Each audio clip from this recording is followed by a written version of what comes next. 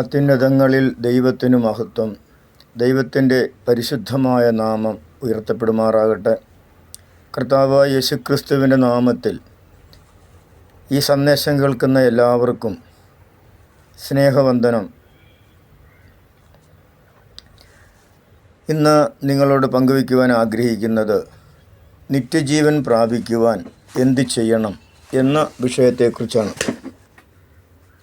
നിത്യജീവൻ പ്രാപിക്കുവാൻ എന്ത് ചെയ്യണം? അപ്പോൾ നിത്യജീവൻ പ്രാപിക്കുവാൻ എന്ത് ചെയ്യണമെന്നുള്ള വിഷയം നമ്മളത് പഠിക്കണം. അതിനെക്കുറിച്ച് പറയുമ്പോൾ എന്താണ് നിത്യജീവൻ എന്ന് നാം അറിഞ്ഞിരിക്കണം. നിത്യമായ ജീവൻ എന്താണ്? ഈ നിത്യജീവൻ എന്ന് പറഞ്ഞു കഴിഞ്ഞാൽ നമ്മളുടെ മരണശേഷമുള്ള കാര്യമാണ്. അല്ലെങ്കിൽ നമ്മൾ ജീവനോടെ ഇരിക്കുന്ന സമയത്ത് കർത്താവായ യേശുക്രിസ്തുവിൻ്റെ വാഗ്ദാനം നിവൃത്തീകരിക്കുകയാണെങ്കിൽ നാം രൂപാന്തരം പ്രാപിച്ച് കർത്താവിനോടുകൂടെ എടുക്കപ്പെടും. ക്രിസ്തുവിൽ ജീവിച്ചിരിക്കുന്നവർ, ക്രിസ്തുവിൽ മരിച്ചവരും ക്രിസ്തുവിൽ ജീവിച്ചിരിക്കുന്നവരുമാണ് എടുക്കപ്പെടുന്നത്. അപ്പം അതിനെയാണ് ആ ഒരു അനുഭവത്തെയാണ് നിത്യജീവൻ എന്ന് പറയുന്നത്.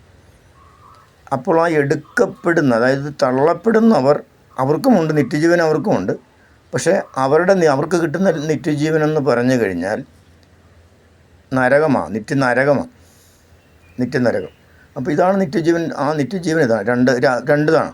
അപ്പം നമ്മൾ ഈ നിത്യജീവൻ പ്രാപിക്കാനായിട്ട് നമ്മൾക്ക് ഈ ഭൂമിയിൽ ഒരു മനുഷ്യൻ ജീവിച്ചിരിക്കുന്ന ആ കാലയളവിലാണ് ഈ നിത്യജീവൻ പ്രാപിക്കുവാനായിട്ടുള്ള അവസരമുള്ളത്. അത് കഴിഞ്ഞാൽ പിന്നെ അവസരമില്ല. ഞാൻ പറഞ്ഞതിൻ്റെ ഉദ്ദേശം എന്ന് പറഞ്ഞു കഴിഞ്ഞാൽ നമ്മുടെ മരണശേഷം നമ്മൾ എത്രമാത്രം പണങ്ങൾ ചിലവാക്കിയോ, എത്രമാത്രം നേർച്ച കാഴ്ചകൾ വെച്ചോ, എത്രമാത്രം കഠിനമായിട്ടുള്ള തപസ് എങ്ങനെയൊക്കെ ചെയ്താലും മരിച്ച ഒരു വ്യക്തിയെ നിത്യജീവനിലേക്ക് കൊണ്ടുപോകുവാൻ, നിത്യജീവൻ കൊടുക്കുവാൻ ഈ ഭൂമിയിൽ ഉള്ള ഒരു കർമ്മങ്ങൾക്കും കഴിയത്തില്ല എന്ന് നിങ്ങളെ ബോധ്യപ്പെടുത്താൻ വേണ്ടിയാണ് അത് ഞാൻ പറഞ്ഞത്. ഒരു കർമാചാരങ്ങൾക്കും ഒരു പ്രാർത്ഥനകൾക്കും ഒരു ആചാരങ്ങൾക്കും മരിച്ച ഒരു വ്യക്തിയെ നിത്യജീവനിലേക്ക് കൊണ്ടുപോകുവാൻ സാധ്യമല്ല. കാരണം അവൻ ജീവനോട് ഇരിക്കുമ്പോൾ ഈ നിത്യജീവൻ അവൻ വ്യക്തിപരമായി അല്ലെങ്കിൽ അവൾ വ്യക്തിപരമായി ഉറപ്പാക്കിയിരിക്കണം. അതാണ് ദൈവത്തിൻ്റെ വ്യവസ്ഥ. ദൈവം നിത്യജീവൻ പ്രാപിക്കുവാൻ വേണ്ടി വെച്ചിരിക്കുന്ന വ്യവസ്ഥ അതാണ്. നാം ജീവനോടിരിക്കുമ്പോൾ ഈ നിത്യജീവൻ്റെ വചനങ്ങളെ കേൾക്കുകയും ആ വചനങ്ങൾക്ക് നമ്മളെ തന്നെ സമർപ്പിക്കുകയും ആ വചനങ്ങളെ നമ്മൾ ഏറ്റെടുക്കുകയും നമ്മൾ ആ വചനങ്ങളെ അനുസരിക്കുകയും അതിൽ പറഞ്ഞിരിക്കുന്ന കൽപ്പനകളും പ്രമാണങ്ങളും വ്യവസ്ഥകളും അനുസരിക്കുകയും ചെയ്ത് ദൈവത്തോട് പ്രാർത്ഥിക്കുമ്പോഴാണ് ദൈവം തരുന്ന ഒരു ദാനമാണ്, കൃപയാൽ നമുക്ക് നൽകുന്ന ഒരു ദാനമാണ് നിത്യജീവൻ. ഈ നിത്യജീവൻ അപ്പോൾ ആ നിത്യജീവനെക്കുറിച്ച് നിങ്ങൾക്ക് ഏകദേശമായിട്ടുള്ള ഒരു രൂപം കിട്ടിയിട്ടുണ്ടല്ലോ. ഇനി അടുത്ത വീഡിയോയിൽ നിത്യജീവനെക്കുറിച്ചുള്ള വിശദമായിട്ടുള്ള കുറച്ചുകൂടി വിശദമായിട്ടുള്ള കാര്യങ്ങൾ പറയുന്നതായിരിക്കും. കാര്യം നമുക്കൊരു വീഡിയോ ഇതിനകത്ത് ചെയ്യാനായിട്ട് സമയപരിമിതി ഉണ്ടല്ലോ. ഇതിപ്പോൾ ഡയറക്റ്റ് നമ്മൾ ചെയ്യുന്ന കാര്യമല്ല, അത് നോർമലായിട്ട് ചെയ്യുന്നതാണ്. അപ്പോൾ അതുകൊണ്ട് കുറച്ച് സമയമേ ഇതിനകത്തുള്ളൂ. അപ്പോൾ അതുകൊണ്ട് ആ വിഷയം ഇവിടെ ഞാൻ നിർത്തുന്നു. അടുത്ത വീഡിയോ അത് കാണുമ്പോൾ നിങ്ങൾക്കത് കുറച്ചുകൂടി കാര്യങ്ങൾ നിത്യജീവനെക്കുറിച്ച് പറയുന്നതായിരിക്കും. അപ്പോൾ ഈ നിത്യജീവൻ പ്രാപിക്കുക, അപ്പോൾ അതിനകത്ത് നമ്മൾ ദൈവത്തിൻ്റെ വചനത്തിൽ പറയുന്നത്, ജീവപുസ്തകത്തിൽ പേര് ഇല്ലാത്ത ഏവനുമുള്ള ഓഹരി തീയും ഗന്ധകവും കത്തുന്ന തീപ്പൊയ്കയിലെത്ര എന്നാണ്. അതായത് ജീവപുസ്തകത്തിൽ പേരില്ലാത്ത ഏവനുമുള്ള ഓഹരി തീയും ഗന്ധകവും കത്തുന്ന തീപ്പൊയ്കയാണ്. അപ്പോൾ നമ്മൾ ജീവപുസ്തകത്തിൽ നമ്മുടെ പേരുണ്ടാകണം. ഈ ജീവപുസ്തകത്തിൽ നമ്മുടെ പേരുണ്ടാകുക എന്ന് പറഞ്ഞാൽ നമ്മൾ ജീവനോടെ ഇരിക്കുമ്പോൾ, നമ്മൾ ഈ ഭൂമിയിൽ ജനനം മുതൽ മരണം വരെ ആ പീരീഡിൽ നമ്മൾ ഓരോ വ്യക്തികളും ചെയ്യാൻ ഓരോ വ്യക്തികളുടെയും വിശ്വാസ പ്രഖ്യാപനം, ക്രിസ്തുവിലുള്ള വിശ്വാസ പ്രഖ്യാപനം, ബൈബിൾ വിശുദ്ധ വേദ പുസ്തകത്തിൻ്റെ അടിസ്ഥാനത്തിൽ ക്രിസ്തുവിലുള്ള വിശ്വാസ പ്രഖ്യാപനത്തിലൂടെയാണ് ജീവപുസ്തകത്തിൽ നമുക്ക് പേര് എഴുതപ്പെടുവാനായിട്ട് ഇടയായിത്തീരുന്നത്. ഈ ജീവപുസ്തകത്തിൽ പേരെഴുതുന്നത് പിതാവായ ദൈവമാണ്. കർത്താവായ യേശുക്രിസ്തുവിൻ്റെ മധ്യസ്ഥതയിൽ പിതാവായ ദൈവമാണ് ജീവപുസ്തകത്തിൽ ഓരോ വ്യക്തികളുടെയും പേരെഴുതുന്നത്.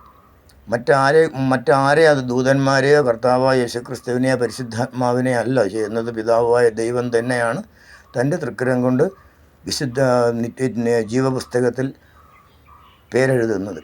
ഇനി ജീവപുസ്തകത്തിൽ പേരെഴുതുവാനായിട്ട് വേണ്ട ദൈവവചന വ്യവസ്ഥ എന്ന് പറഞ്ഞാൽ യേശുവിനെ കർത്താവെന്ന് ഹൃദയം കൊണ്ട് വിശ്വസിക്കുകയും അധരം കൊണ്ട് ഏറ്റുപറയുകയും ചെയ്യുക. പിതാവായ ദൈവം കർത്താവായ യേശുക്രിസ്തുവിനെ മരിച്ചവരുടെ ഇടയിൽ നിന്നും ഉയർത്തെഴുന്നേൽപ്പിച്ചുവെന്ന് ഹൃദയം കൊണ്ട് വിശ്വസിക്കുകയും അധരം കൊണ്ട് ഏറ്റുപറയുകയും ചെയ്താൽ നീ രക്ഷിക്കപ്പെടും എന്നതാണ് തിരുവചനം. ഇതാണ് ദൈവവചന വ്യവസ്ഥ. ഇത് നാം എപ്പോൾ ചെയ്യുന്നുവോ അപ്പോൾ മാത്രമാണ് നമുക്ക് ജീവപുസ്തകത്തിൽ നമ്മുടെ പേരെഴുതുവാനായിട്ട് ഇടയായിത്തീരുന്നത്.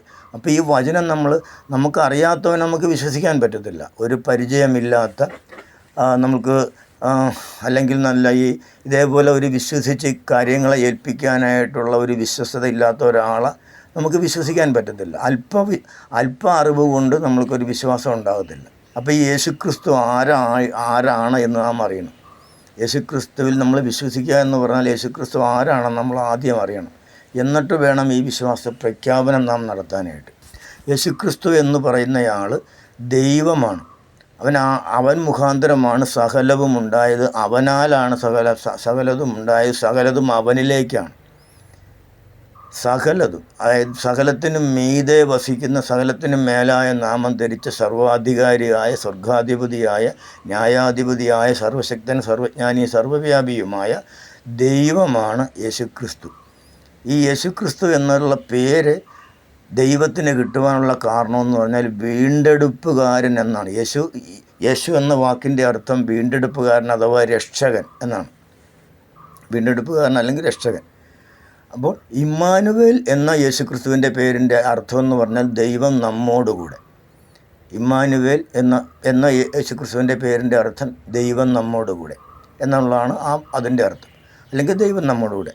അപ്പം നമ്മൾ യേശുക്രിസ്തു അപ്പോൾ അവൻ അനാദിയിലെ ഉണ്ടായിരുന്നതാണ്. അതായത് കാലങ്ങൾക്ക് മുൻപേ, സമയങ്ങൾ ഉണ്ടാകുന്നതിന് മുൻപേ ഈ ദൈവം യേശുക്രിസ്തു ഉണ്ടായിരുന്നു.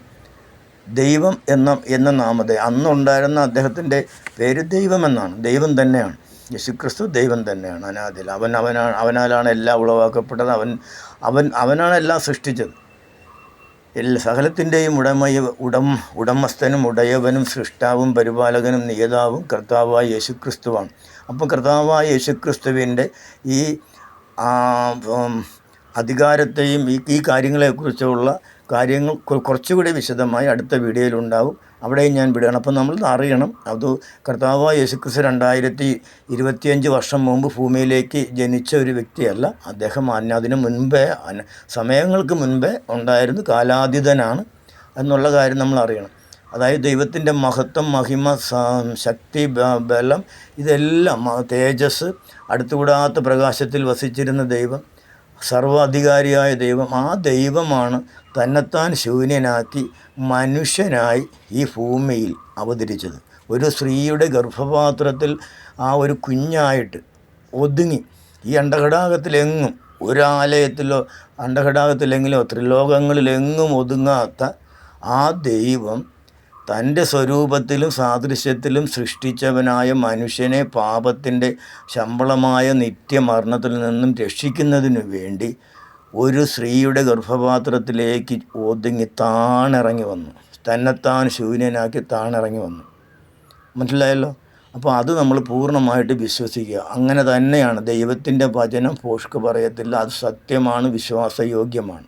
ഇത് ദൈവവചനം പറയുന്നതാണ്, അതിനകത്ത് മാറ്റമില്ല. അപ്പോൾ ആ യേശുക്രിസ്തു, നമ്മൾ യോഹന്നാൻ്റെ സുവിശേഷം 1-ാം അധ്യായം 1-ാം വാക്യം പഠിക്കുമ്പോൾ ആദിയിൽ വചനമുണ്ടായിരുന്നു, വചനം ദൈവമായിരുന്നു, ദൈവത്തോടുകൂടെയായിരുന്നു, വചനം ദൈവമായിരുന്നു, ആ വചനം ജഡമെടുത്ത് ഭൂമിയിൽ അവതരിച്ചു. ഇനി കർത്താവായ യേശുക്രിസ്തുവിൻ്റെ ജനനത്തിന് മുൻപേ മറിയയോട് പറയുന്ന ഒരു കാര്യമുണ്ട്.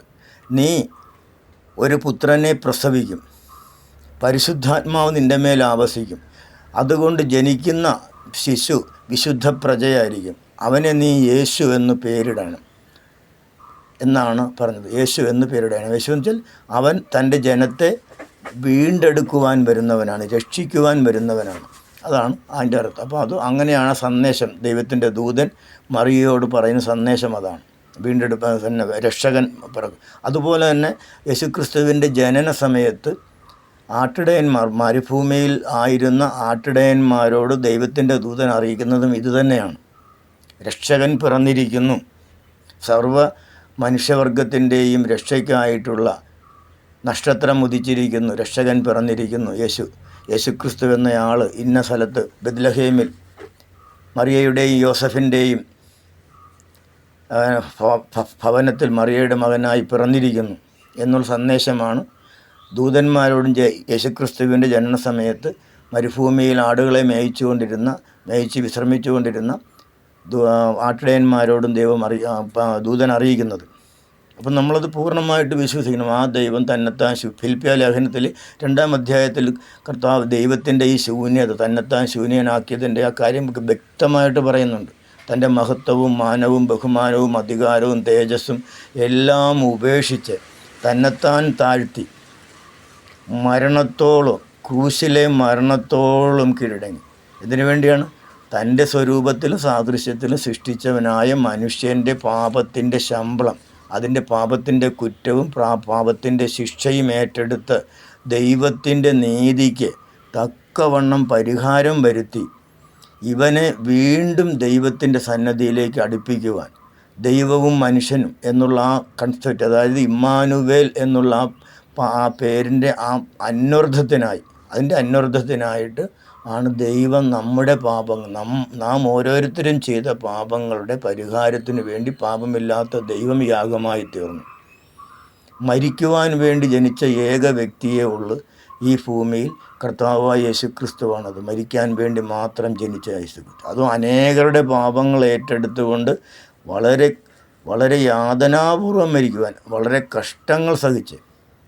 വളരെ യാതനകൾ സഹിച്ച് ദൈവത്തിൻ്റെ നീതിയെ പൂർത്തീകരിച്ച് പാപത്തോടുള്ള ദൈവത്തിൻ്റെ മനോഭാവവും ശിക്ഷയും കോപവും ക്രോധവും അതെല്ലാം ഉൾക്കൊണ്ടുകൊണ്ട് ആ കയ്പുനീര് മുഴുവനും കുടിച്ച് അത് സകലത് നിവൃത്തീകരിച്ച് ക്രൂശിൽ കർത്താവായ യേശുക്രിസ്തു 6 മണിക്കൂർ ക്രൂശിൽ തൂങ്ങി കിടന്നതിന് ശേഷം അവസാനം പറയുന്നത്, പിതാവേ സകലവും നിവൃത്തിയായി, ഇതാ എൻ്റെ ആത്മാവിനെ ഞാൻ അങ്ങയുടെ തൃക്കരങ്ങളിൽ ഏൽപ്പിക്കുന്നു എന്നാണ് പറഞ്ഞത്. അപ്പം മനുഷ്യവർഗത്തിൻ്റെ പാപങ്ങളുടെ പരിഹാരത്തിന് വേണ്ടിയുള്ള സകല കാര്യങ്ങളും കർത്താവായ യേശുക്രിസ്തുവിൻ്റെ ക്രൂശിൽ നിവൃത്തീകരിച്ചു കഴിഞ്ഞു.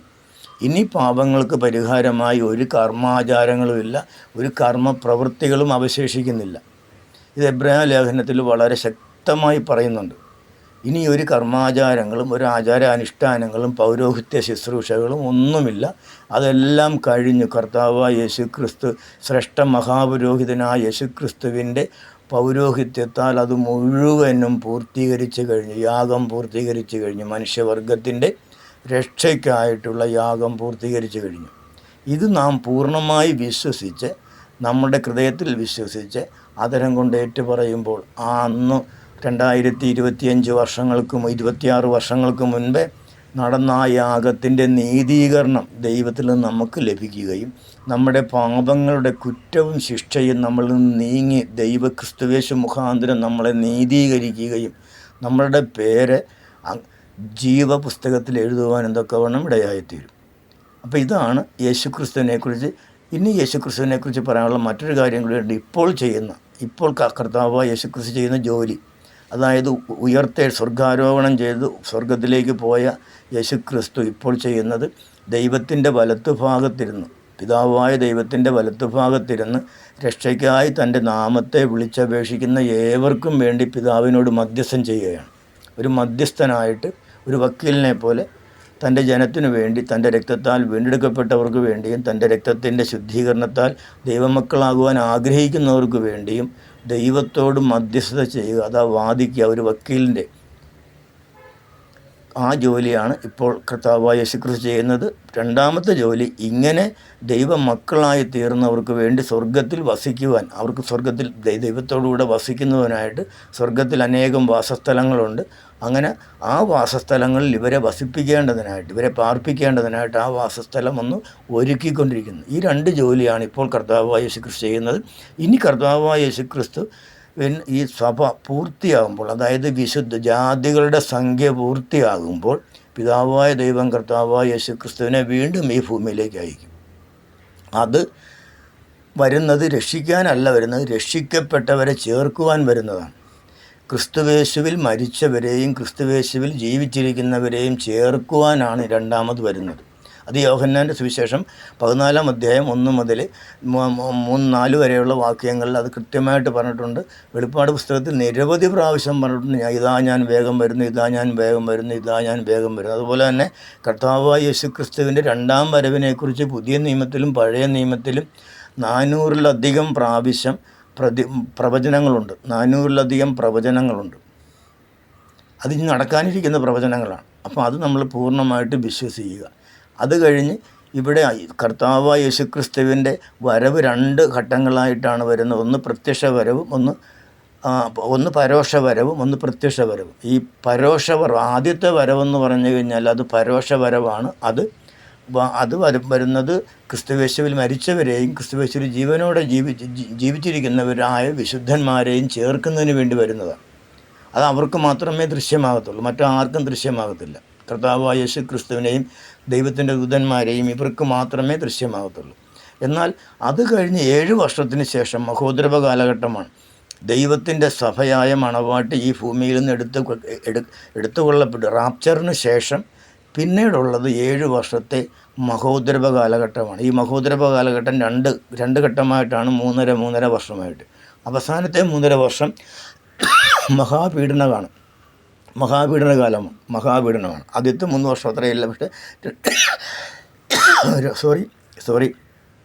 രണ്ടാമത്തെ 3.5 വർഷം വളരെയേറെ പീഡനം ഉള്ള കാര്യമാണ്. ഏകാധിപതിയായ സാത്താൻ ഒരു വ്യക്തിയിൽ പ്രവേശിച്ചുകൊണ്ട് ലോകത്തെ ഭരിക്കുന്ന ഒരു സംവിധാനമാണ് ഈ 7 വർഷം എന്ന് പറയുന്ന മഹോദരവ കാലഘട്ടം. അത് കഴിഞ്ഞ് സാത്താനെയും അവൻ്റെ സൈന്യത്തെയും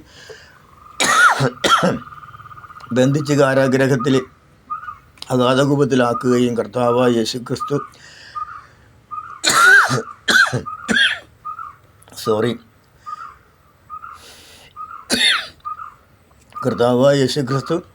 ഈ ഭൂമിയിൽ 1000 വർഷം ഈ ഭൂമിയിൽ രാജാതിരാജാവും കർത്താവും വീരനാം ദൈവവും അത്ഭുത മന്ത്രിയും നിത്യരാജാവുമായിട്ട് വാഴും. അതിനുശേഷം ആണ് നിത്യത.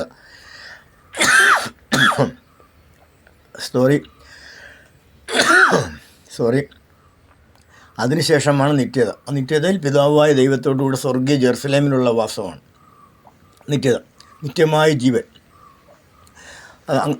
ഇതാണ് ഇത്രയും കാര്യങ്ങളാണ് കർത്താവായ യേശുക്രിസ്തുവിനെക്കുറിച്ച് നമ്മൾ ഒരു ചെറിയൊരു ബാക്ക്ഗ്രൗണ്ടായിട്ട് അറിയേണ്ട. ഇത്രയും കാര്യങ്ങളെങ്കിലും അറിഞ്ഞിരിക്കണം. ഇത്രയും കാര്യങ്ങളും അറിഞ്ഞിട്ട് വേണം ഈ യേശുക്രിസ്തുവിനെ കർത്താവ് എന്ന് ഹൃദയം കൊണ്ട് വിശ്വസിക്കാൻ. കർത്താവ് എന്ന് പറഞ്ഞ വാക്കിൻ്റെ അർത്ഥം, കർത്താവ് എന്ന് പറഞ്ഞാൽ ആ വാക്കിൻ്റെ അർത്ഥം കർത്തൃത്വം നടത്തുന്നവൻ, ഭരിക്കുന്നവൻ, നിയന്ത്രിക്കുന്നവൻ, യജമാനൻ, ഉടമസ്ഥൻ, ഉടയവൻ, ഉത്തരവാദി എന്നൊക്കെയാണ്.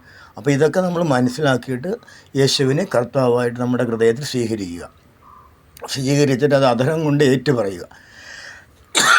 രണ്ടാമതായിട്ട് ഈ കർത്താവായ യേശുക്രിസ്തുവിനെ പിതാവായ ദൈവം തൻ്റെ ആത്മാവിനാൽ മരിച്ചവരുടെ ഇടയിൽ നിന്നും ഉയർത്തെഴുന്നേൽപ്പിച്ചുവെന്നും ഹൃദയം കൊണ്ട് വിശ്വസിക്കുകയും അധരം കൊണ്ട് ഏറ്റുപറയുകയും ചെയ്യുക. അങ്ങനെ നമ്മൾ ചെയ്യുമ്പോൾ രക്ഷിക്കപ്പെടുക എന്ന് പറഞ്ഞു കഴിഞ്ഞാൽ ശിക്ഷയിൽ നിന്ന് ക്രിസ്തുവേശു മുഖാന്തരം നീതീകരിക്കപ്പെട്ട് നമ്മൾ വിടിവിക്കപ്പെടും അല്ലെങ്കിൽ മോചിപ്പിക്കപ്പെടും. ഇതാണ് രക്ഷിക്കപ്പെടുക എന്നുള്ളത്. പാപത്തിൻ്റെ ശമ്പളം മരണമത്രേ. മനസ്സിലായോ? പാപത്തിൻ്റെ ശമ്പളം മരണം. അപ്പം നമ്മൾ ഓരോരുത്തരും പാപം ചെയ്തതായതുകൊണ്ട് നമ്മൾ മരണത്തിന് വിധിക്കപ്പെട്ടവരാണ്. അപ്പോൾ ഈ മരണത്തിന് വിധിക്കപ്പെട്ട നമ്മളെ തൻ്റെ രക്തവും ജീവനും വിലയായി കൊടുത്ത്, പാപമില്ലാത്ത ദൈവത്തിൻ്റെ ജീവനും രക്തവും മറുവിലയായി കൊടുത്ത് വിലയ്ക്ക് വാങ്ങിയതാണ്, വില കൊടുത്ത് വാങ്ങിയതാണ്.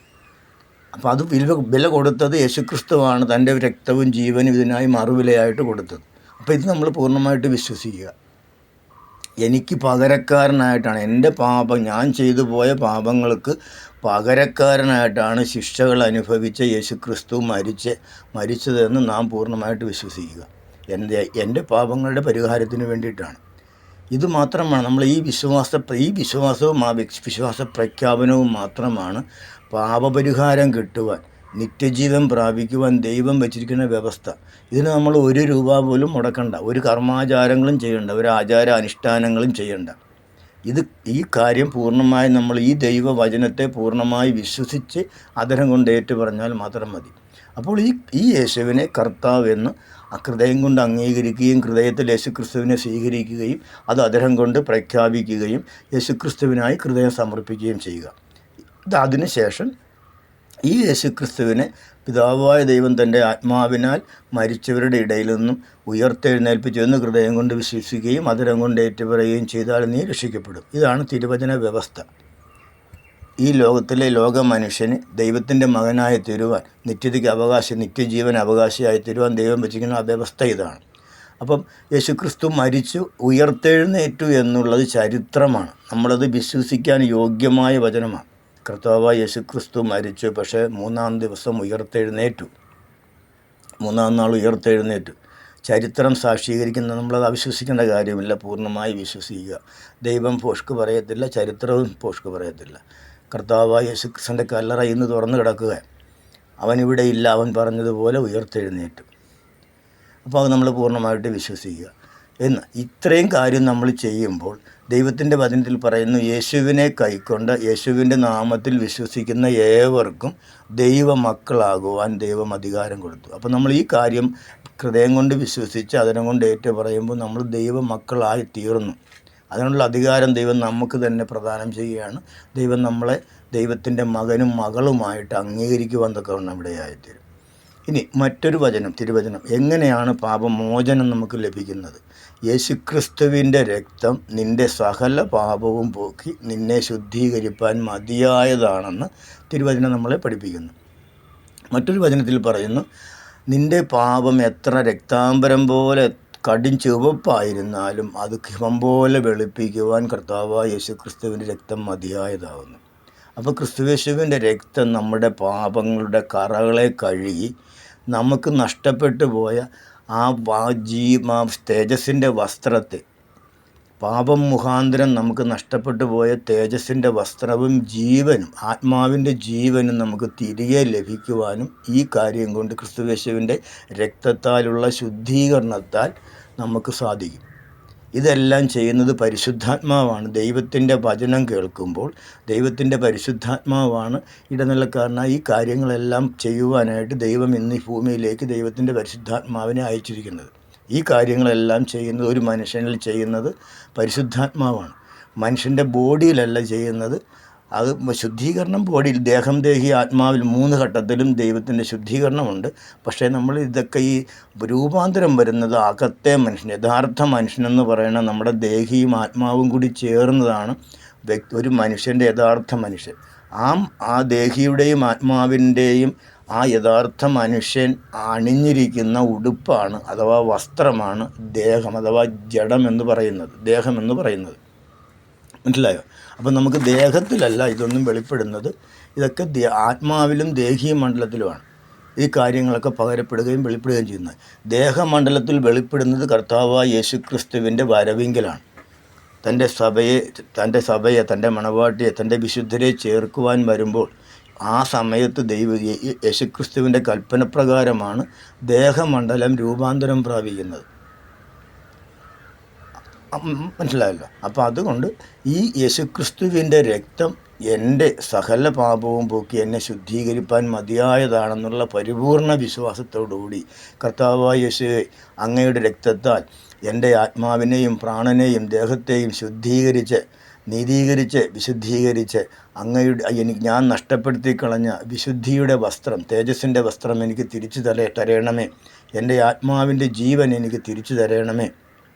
നിത്യജീവൻ എന്നെ അവകാശിയും ഓഹരിക്കാരനുമാക്കണമേ എന്ന് ദൈവത്തോട് പ്രാർത്ഥിക്കുമ്പോൾ പിതാവായ ദൈവത്തോട് കർത്താവായ യേശുക്രിസ്തു മധ്യസ്ഥത ചെയ്ത് നമുക്ക് വേണ്ടി വാദിച്ച് തൻ്റെ യാഗത്തെ നമ്മളിലേക്ക് നമുക്കും കൂടി ഇങ്ങനെ പ്രാർത്ഥിക്കുന്ന ആ വ്യക്തിയിലേക്കും കൂടി നൽകിക്കൊണ്ട് ക്രിസ്തുയേശുവിൻ്റെ നീതീകരണം നമുക്ക് ലഭിപ്പാൻ തൊക്കെ ക്രിസ്തുയേശുവിൽ നമുക്ക് പിതാവിൻ്റെ സന്നിധിയിൽ നീതീകരണം ലഭിപ്പാൻ തൊക്കെ ഒന്നമിടയായിത്തീരും. ഇതാണ് ദൈവവചന വ്യവസ്ഥ. നമ്മൾ ഇത്രയും കാര്യങ്ങൾ ചെയ്യുമ്പോൾ നമുക്ക് ലഭിക്കുന്ന പ്രത്യക്ഷമായിട്ട് നമുക്ക് അപ്പോൾ തന്നെ പ്രത്യക്ഷമായിട്ടുള്ള അപ്പോൾ തന്നെ നമുക്ക് ആത്മാവിലും പ്രാണനിലും ലഭിക്കുന്നെന്ന് പറഞ്ഞു കഴിഞ്ഞാൽ ക്രിസ്തുയേശുവിൻ്റെ വാഗ്ദാനമായ പരിശുദ്ധാത്മാവിൻ്റെ മുദ്ര നമുക്കിടും. മുദ്രയിടുക എന്ന് പറഞ്ഞാൽ ഇന്നു മുതൽ ഇവൻ ദൈവരാജ്യത്തിൻ്റെ സ്വർഗരാജ്യത്തിൻ്റെ പൗരനാണ് എന്നുള്ള അംഗീകാരമാണ് ആ മുദ്ര. അപ്പോൾ ദൈവരാജ്യത്തിൻ്റെ പ്രജയായി നമ്മൾ തീരും. അപ്പോൾ തന്നെ പിതാവായ ദൈവം നമ്മുടെ പേര് ജീവപുസ്തകത്തിൽ എഴുതും. സ്വർഗത്തിൽ നിന്ന് നമുക്ക് കാവലിനും കരുതലിനും നമ്മളെ സൂക്ഷിക്കുന്നതിന് വേണ്ടി സേവകാത്മാക്കളായ ദൂതന്മാരെ നമുക്ക് നൽകും. പിന്നെ സ്വർഗത്തിലെ എല്ലാ ആത്മീയ നന്മകൾക്കും കാര്യം നമ്മൾ മക്കളെങ്കിലോ അവകാശികളും ഇത്രേ. അപ്പോൾ സ്വർഗത്തിൻ്റെ സകല സമ്പത്തിലുമുള്ള കൂട്ടവകാശികളായിത്തീരും. അങ്ങനെ നിരവധിയായിട്ടുള്ള 600 പരം ഉള്ള അനുഗ്രഹങ്ങൾ നമുക്ക് ഈ ഭൗമികവും സ്വർഗീയവുമായ അനുഗ്രഹങ്ങൾക്ക് നമ്മൾ ഉടമസ്ഥരായിത്തീരും, അല്ലെങ്കിൽ പങ്കാളികളായിത്തീരും, അല്ലെങ്കിൽ അവകാശികളായിത്തീരും.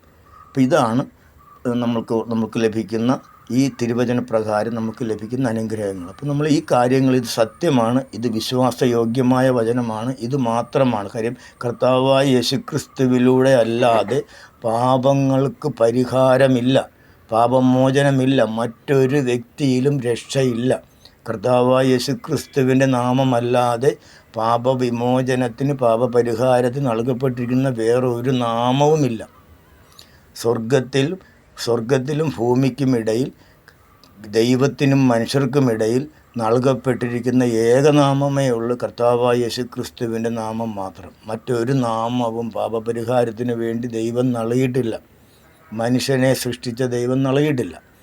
അതുകൊണ്ട് കർത്താവായ യേശുക്രിസ്തുവിൽ വിശ്വസിക്കുക. കർത്താവായ യേശുക്രിസ്തുവിലുള്ള വിശ്വാസം, ഹൃദയത്തിലുള്ള വിശ്വാസം അധരം കൊണ്ട് ഏറ്റുപറയുക.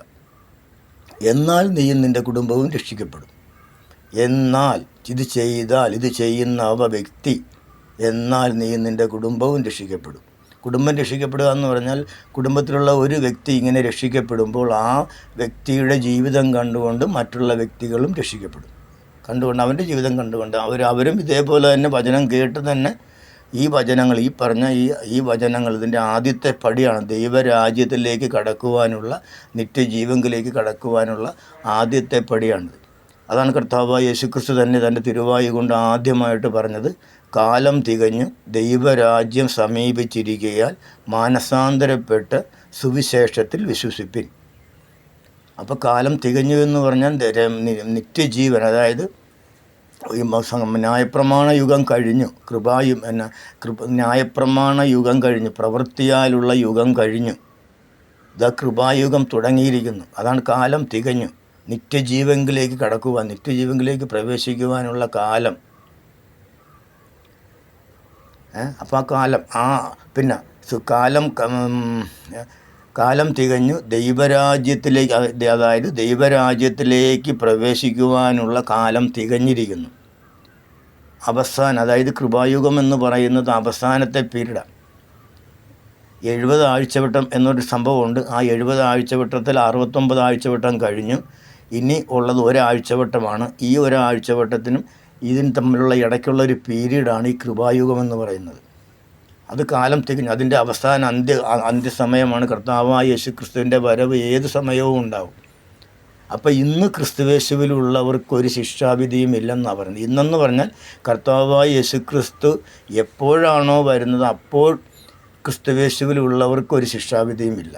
അതായത് ക്രിസ്തുവേശുവിൽ മരിച്ചവർക്കും ക്രിസ്തുവേശുവിൽ അപ്പോൾ ജീവിച്ചിരിക്കുന്നവർക്കും മാത്രമാണുള്ളത്. നമ്മൾ തെസ്സലോനിക്ക ലേഖനം പഠിക്കുമ്പോൾ അവിടെ കാണുന്ന ഇതാണ്. 4-ാം അധ്യായം 15-ഉം 16-ഉം വാക്യം അതാണ്. അങ്ങനെയാണ് കാണുന്നത്.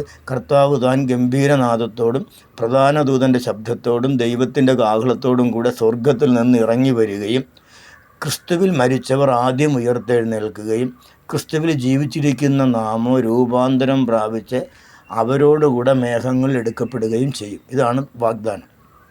അപ്പോൾ ഇത് സംഭവിക്കും. അപ്പോൾ ഇത് നമ്മൾ പൂർണ്ണമായിട്ട് വിശ്വസിക്കുക. ഇനി ഇത് നമ്മൾ ചെയ്തില്ല എങ്കിൽ നമ്മൾക്ക് യോഹന്നാൻ്റെ സുവിശേഷം 3-ാം അധ്യായത്തിൽ 15-16 വാക്യങ്ങളിൽ പറയുന്നുണ്ട്, തൻ്റെ ഏകജാതനായ പുത്രനെ നൽകുവാൻ തക്കവണ്ണം ദൈവം ലോകത്തെ സ്നേഹിച്ചു. തൻ്റെ ഏകജാതനായ പുത്രനെ നൽകുവാൻ തക്കവണ്ണം ദൈവം ലോകത്തെ സ്നേഹിച്ചു. അപ്പോൾ ഈ ദൈവത്തിൻ്റെ സ്നേഹത്തെ നമ്മൾ നിരസിച്ചു കഴിഞ്ഞാൽ അവിടെ തന്നെ പറയുന്നു, അതിൻ്റെ താഴത്തേക്കുള്ള തിരുവചനത്തിൽ പറയുന്നു, അവനെ സ്വീകരിക്കാത്തത് കൊണ്ട്, ക്രിസ്തുവേശുവിൽ വിശ്വസിക്കാത്തത് കൊണ്ട്, ക്രിസ്തുവേശുവിനെ സ്വീകരിക്കാത്തത് കൊണ്ട്, സുവിശേഷം വിശ്വസിക്കാത്തത് കൊണ്ട്, സുവിശേഷം അനുസരിക്കാത്തത് കൊണ്ട് ന്യായവിധി വന്നു കഴിഞ്ഞു. ന്യായവിധി എന്നതോ യേശുക്രിസ്തു ഭൂമിയിലേക്ക് വന്നിട്ട് അവനെ സ്വീകരിക്കാത്തത് തന്നെ, അവനെ അനുസരിക്കാത്തത് തന്നെ, അവൻ പറഞ്ഞ കാര്യങ്ങൾ അനുസരിക്കാത്തത് തന്നെ, ഈ പറഞ്ഞ തിരുവചനങ്ങൾ അനുസരിക്കാത്തത് തന്നെ. അപ്പോൾ അതുകൊണ്ടാണ് ആദ്യം പറഞ്ഞത്, ഇവിടെ വെച്ച്, ഈ ഭൂമിയിൽ വെച്ച് വേണം നമുക്ക് നിത്യജീവൻ അവകാശമാക്കുവാൻ. അത് വ്യക്തിപരമാണ്. അപ്പൻ രക്ഷിക്കപ്പെട്ടതുകൊണ്ട് അപ്പൻ നിത്യജീവൻ അവകാശിയായി തീർന്നതുകൊണ്ട് മക്കൾ നിത്യജീവൻ അവകാശിയായി തീരത്തില്ല. മക്കൾ നിത്യജീവൻ അവകാശിയായി തീർന്നതുകൊണ്ട് അപ്പൻ നിത്യജീവത്തിന് അവകാശിയായി തീരത്തില്ല. അത് വ്യക്തിപരമാണ്. ഏത് വ്യക്തി ഈ പറഞ്ഞ തിരുവചനങ്ങൾ ഹൃദയത്തിൽ വിശ്വസിച്ച് അതരം കൊണ്ട് ഏറ്റു പറഞ്ഞ് ആ പ്രാർത്ഥന ചൊല്ലുന്നവ രക്ഷിക്കപ്പെടുവാനുള്ള പ്രാർത്ഥന അഭിഷിക്തൻ്റെ ദൈവം അയച്ച സ്ഥാനാപതി, സ്വർഗത്തിലെ സ്ഥാനാപതി അഥവാ അഭിഷിക്തൻ, ഈ ഭൂമിയിലെ ദൈവത്തിൻ്റെ പ്രതിനിധിയായിട്ടുള്ള ദൈവത്തിൻ്റെ അഭിഷിക്തൻ ദൈവദാസൻ്റെ പ്രാർത്ഥന ഏറ്റു ചൊല്ലുന്നത്, അപ്പോഴാണ് അവന് രക്ഷ ലഭിക്കുന്നത്. ഇതാണ് ദൈവം വച്ചിരിക്കുന്ന വ്യവസ്ഥ ഇതാണ്. അപ്പോൾ പ്രിയപ്പെട്ടവരെ, നിങ്ങൾ ഈ പറഞ്ഞ കാര്യങ്ങൾ പൂർണ്ണമായിട്ട് വിശ്വസിക്കുന്നുവെങ്കിൽ, പരപ്രേരണയല്ല, നിങ്ങൾ ഈ പറഞ്ഞ കാര്യങ്ങൾ ദൈവത്തിൻ്റെ വചനമാണ് ഞാൻ പറഞ്ഞത്, ദൈവത്തിൻ്റെ സന്ദേശമാണ്. ദൈവത്തിന് പകരമായി അദ്ദേഹം സ്വർഗരാജ്യത്തിൻ്റെ സ്ഥാനാപതിയായി നിന്ന് ക്രിസ്തുവിന് പകരമായി നിങ്ങളോട് സംസാരിച്ച വചനമാണിത്. ഞാനല്ല സംസാരിച്ചത്, ക്രിസ്തു തന്നെയാണ് നിങ്ങളോട് സംസാരിച്ചത്. അപ്പോൾ ഇത് നിങ്ങൾ പൂർണ്ണമായി വിശ്വസിക്കുന്നുവെങ്കിൽ ഇപ്പോൾ ഞാൻ ഒരു പ്രാർത്ഥന നിങ്ങൾക്ക് ചൊല്ലിത്തരാം. ആ പ്രാർത്ഥന നിങ്ങൾ ഏറ്റു ചൊല്ലിക്കഴിഞ്ഞാൽ, ഈ തിരുവചന പ്രകാരമുള്ള പ്രാർത്ഥനയാണ്. ആ പ്രാർത്ഥന നിങ്ങൾ ഏറ്റു ചൊല്ലിക്കഴിഞ്ഞാൽ നിങ്ങളുടെ സകല പാപങ്ങളും ഇന്ന് ഈ നിമിഷം, നിങ്ങൾ എപ്പോൾ ഇത് ഏറ്റു ചൊല്ലുന്നു ആ നിമിഷം തന്നെ ദൈവം ശുദ്ധീകരിച്ച്, നീതീകരിച്ച്, വിശുദ്ധീകരിച്ച് നിങ്ങൾക്ക് തേജസ്സിൻ്റെ വസ്ത്രവും ആത്മജീവനും നിങ്ങൾക്ക് പ്രദാനം ചെയ്യും. ജീവപുസ്തകത്തിൽ നിങ്ങളുടെ പേരെഴുതി ചേർക്കും. സ്വർഗരാജ്യത്തിൽ അംഗമായി തീരും. നിങ്ങൾ മരിച്ചാൽ സ്വർഗത്തിൽ ദൈവത്തോടു കൂടെ നിങ്ങൾക്ക് വസിക്കുവാൻ തക്കവണ്ണം ഇടയായിത്തീരും. പ്രിയപ്പെട്ടവരെ, ഞാൻ നിങ്ങൾക്ക് വേണ്ടി പ്രാർത്ഥിക്കുവാൻ പോവുകയാണ്. ഞാൻ ചൊല്ലിത്തരുന്ന പ്രാർത്ഥന നിങ്ങൾ ഏറ്റു ചൊല്ലുക. പരിപൂർണ വിശ്വാസത്തോടു കൂടി വേണം ഏറ്റു ചൊല്ലുവാൻ. ഹൃദയങ്ങളെ ശോധന ചെയ്യുന്നത് ദൈവമാണ്. ഞാൻ നിങ്ങളുടെ ഹൃദയങ്ങളെ അറിയുന്നില്ല, നിങ്ങളുടെ തീരുമാനത്തെ അറിയുന്നില്ല, നിങ്ങളുടെ അവസ്ഥയെ അറിയുന്നില്ല. ഹൃദയങ്ങളെ ശോധന ചെയ്യുന്നത്. അപ്പം നിങ്ങൾ പരിപൂർണമായിട്ടും പൂർണ്ണ വിശ്വാസത്തോടെ ഈ വചനത്തിൽ പരിപൂർണമായി വിശ്വസിച്ചുകൊണ്ട് ഏറ്റു ചൊല്ലണം. ഹല്ലേലൂയാ, ഹല്ലേലൂയാ, ഹല്ലേലൂയാ, ഹല്ലേലൂയാ. പിതാവായ ദൈവമേ, ഞാൻ പാപിയാണ് എന്ന് ഞാൻ അംഗീകരിക്കുന്നു. ഈ പാപത്തിൻ്റെ കുറ്റത്തിലും അതിൻ്റെ ശിക്ഷയിൽ നിന്നും എനിക്ക് എൻ്റെ പ്രവൃത്തികളാൽ യാതൊരുവിധ മോചനവും പ്രാപിപ്പാൻ കഴിയുകയില്ലെന്നുള്ള അങ്ങയുടെ വചനവും ഞാൻ വിശ്വസിക്കുന്നു. എൻ്റെ പാപത്തിന് പകരമായി മരിച്ച, ശിക്ഷകൾ അനുഭവിച്ച, എൻ്റെ പാപത്തിൻ്റെ ശമ്പളമായ പാപത്തിൻ്റെ ശിക്ഷയും അതിൻ്റെ ശമ്പളവും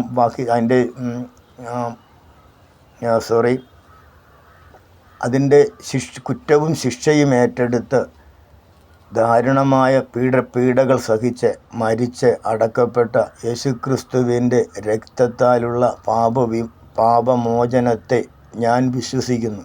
കർത്താവായ യേശുക്രിസ്തുവിൻ്റെ രക്തം എൻ്റെ സകല പാപവും പോക്കി എന്നെ ശുദ്ധീകരിപ്പാൻ മതിയായതാണെന്ന് ഞാൻ വിശ്വസിക്കുന്നു.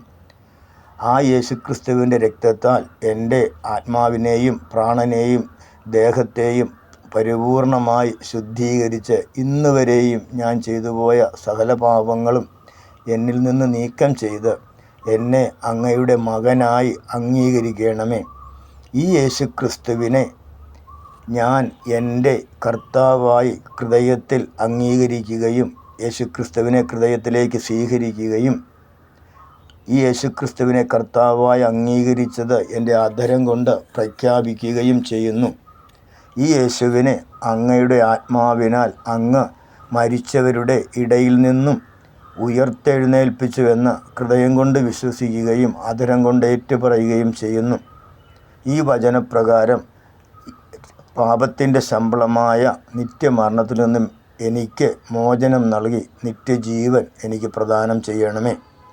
അങ്ങയുടെ മകനായി എന്നെ അംഗീകരിക്കണമേ. യേശുക്രിസ്തുവിനെ കൈക്കൊണ്ട് അവൻ്റെ നാമത്തിൽ വിശ്വസിക്കുന്ന ഏവർക്കും ദൈവ മക്കളാകുവാൻ ദൈവം അധികാരം കൊടുത്തിരിക്കുന്നെന്നുള്ള ആ വചനപ്രകാരം അങ്ങയുടെ മകനായി എന്നെ അംഗീകരിക്കണമേ. അങ്ങയുടെ തൃക്കരത്താൽ എൻ്റെ പേര് ജീവപുസ്തകത്തിൽ എഴുതണമേ. നിത്യജീവന്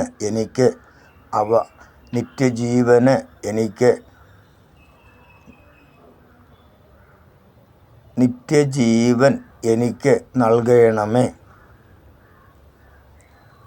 കർത്താവായ യേശുവേ, അങ്ങയുടെ വാഗ്ദാനമായ പരിശുദ്ധാത്മാവിനാൽ ദൈവരാജ്യത്തിൻ്റെ പ്രജയായി എൻ്റെ മേൽ മുദ്രയിടണമേ.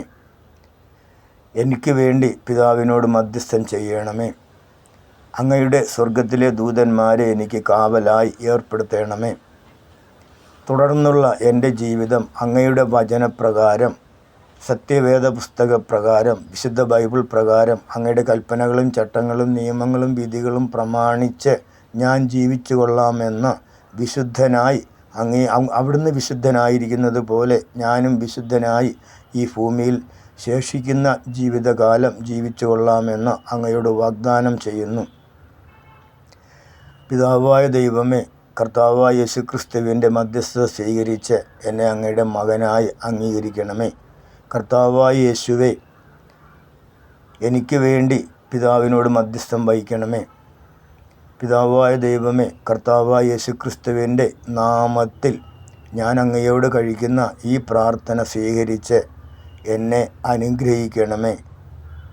അവിടുത്തെ ആലയമാക്കി, അവിടുത്തെ നിവാസമാക്കി, അവിടുത്തെ കൂടാരമാക്കി എൻ്റെ ശരീരത്തെ തീർക്കണമേ. അതിനായി ഞാൻ എന്നെ സമർപ്പിക്കുന്നു.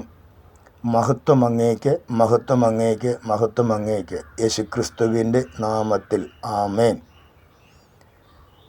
സർവശക്തനായ ദൈവം നിങ്ങളെല്ലാവരെയും അനുഗ്രഹിക്കട്ടെ. ഈ തിരുവചനങ്ങൾ നിങ്ങൾക്ക് ഈ ഭൂമിയിലും വരുവാനുള്ള നിത്യതയിലും 100 മടങ്ങ് പ്രതിഫലത്തിനും അനുഗ്രഹങ്ങൾക്കും കാരണമായി തീരട്ടെ.